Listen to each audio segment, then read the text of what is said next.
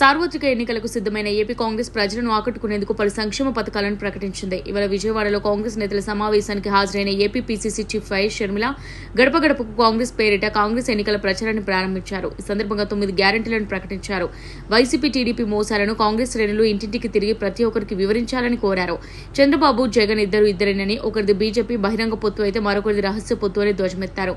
ఇక ఏపీలో కాంగ్రెస్ పార్టీ ప్రకటించిన 9 గ్యారెంటీల్లో ఏపీకి 10 ఏళ్ల పాటు ప్రత్యేక హోదా, కాంగ్రెస్ పార్టీ అధికారంలోకి వచ్చిన వెంటనే హోదా అమలు మొదటి గ్యారంటీ కాగా, మహిళా వరలక్ష్మి పథకం పేరిట ప్రతి పేద మహిళకు నెలకు 8,500 రూపాయలు ఇవ్వడాన్ని రెండో గ్యారంటీగా చేర్చారు.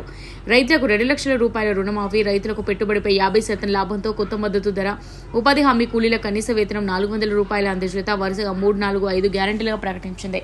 6వ గ్యారంటీగా రాష్ట్రంలో కేజీ నుంచి పీజీ వరకు ఉచిత విద్య, 7వ గ్యారంటీగా కాంగ్రెస్ అధికారంలోకి వస్తే 2.25 లక్షల ఉద్యోగాలు భర్తీ చేస్తామని హామీ ఇచ్చారు.